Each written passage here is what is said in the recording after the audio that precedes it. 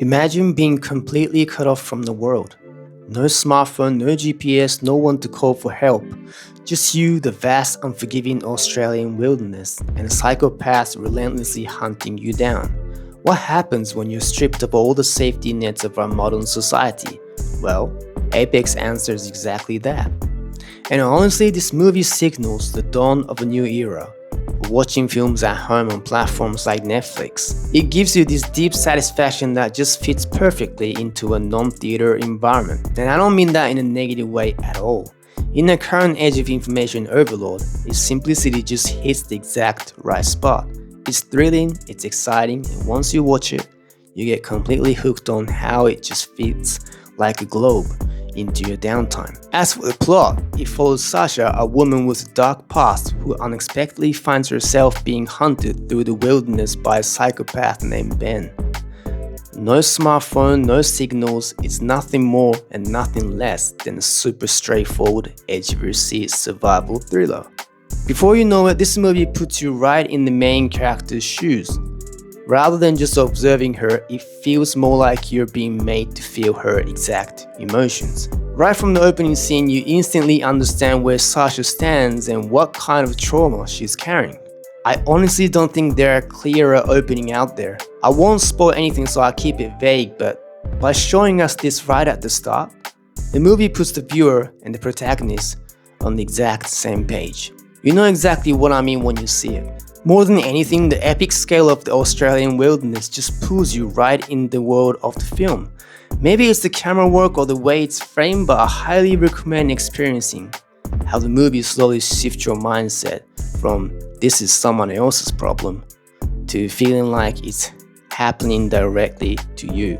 I'm not sure if it comes from the way Charlize Theron carries herself as Sasha, but gestures, her expressions, but she perfectly recreates real anxiety and loneliness we all carry inside. Interestingly, in a survey of adults across over 140 countries, about 23 to 24%, so roughly 1 in 4 or 5 people, reported feeling very or fairly lonely. A lot of statistics shows this global trend where loneliness is actually higher among young people aged 15 to 24 at around 27 to 30%, while it's lower for those 65 and older at about 70%. The movie taps directly into that widespread feeling, showing us what it actually looks like when you're truly physically disconnected. You see this perfectly after the title card drops. There's a scene where Sasha is driving through the Australian outback and gets lost.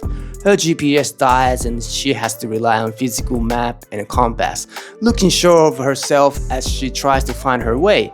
We also see her slurping down instant noodles alone. It really highlights this sense of absolute isolation, like she has no choice but to do everything by herself. Normally, if a car's GPS breaks, you have a partner or friend looking at the map and giving, the driver directions. Or if you're cooking, you'll be chatting, saying things like, "That was good," or maybe you put a little too much pepper in.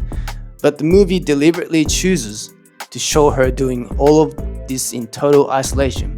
The scene where Sasha is eating those noodles alone is intentionally shot backlit, leaving her completely covered in shadow as a silhouette. This is clearly a deliberate choice to express her deep sense of loneliness. Meanwhile, the background behind her is dyed in this beautiful orange sunset. Seeing that contrast just leaves you with this really heartbreaking, fleeting feeling. Later, there's a scene where she's eating in the woods with Ben, the psychopath played by Taron Egerton. Sasha says something along the line of like, "I don't really fit into human society, which is why I spend so much time out here in nature. I need to get back to being human." In today's world, a lot of people share those exact values and thoughts. It's highly relatable and it flips a switch in your brain that makes the story feel incredibly personal. There's another moment where Sasha is running from Ben and looks out over the vast forest from a high vantage point. Suddenly, this beautiful natural environment feels like the enemy. It makes you feel this cruel, unbeatable sense of vulnerability. I think you could easily swap that out of the environment we live in, like society as a whole, the company you work for, or your school.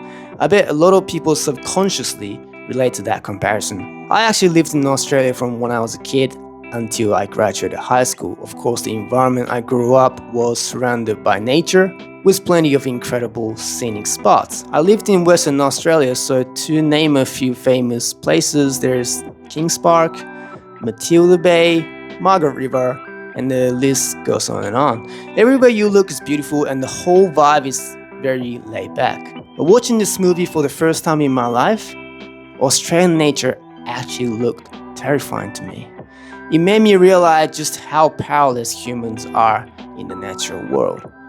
Once you're shoved out of the order of human society, your emotions shift so drastically, and that's what I felt. There are no dinosaurs here and no aliens either, which just makes the whole thing feel that much more real.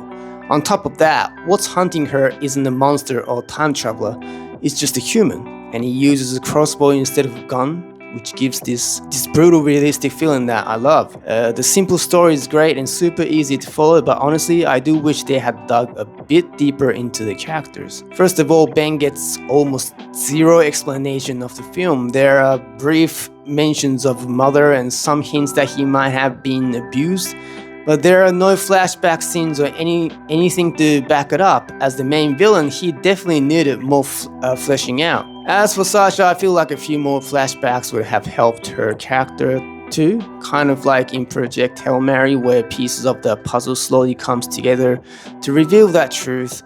And if they had sprinkled in things like words from a loved one or detail that matched her childhood experiences, I think it would have added a lot more depth to the film. I also felt like the rest of the supporting characters lacked a bit of backbone as well, which left me feeling slightly disappointed by the end. But ultimately, I think that's also the movie's biggest charm. Like I said at the beginning of the video, this movie's main selling point is that it's just right. It's the absolute perfect film to throw on Netflix when you have a little bit of free time. First of all, it doesn't overload you with information. The story is straightforward enough that you can follow it perfectly without having to give it 100% of your concentration. And that's actually a good thing. But that doesn't mean they compromised on making it. If anything, stripping a story to be this simple takes a massive amount of effort. Figuring out what to cut and what to keep is tough. I imagine the original script was a lot meatier, but through constant discussions and rewrites, they managed to boil it down to this clean, easy to understand final product. This is just my own personal guess, but I really believe this movie was tailor-made for the subscription era. By intentionally stripping away the fluff to this extreme degree, they managed to create an emotionally gripping film that focuses purely on the primal fear of a human being hunted by another human. What do you think, guys? If you've seen this movie and have your own thoughts on it, I'd love to hear them down in the comments. I'll see you in the next video. Until then, take care.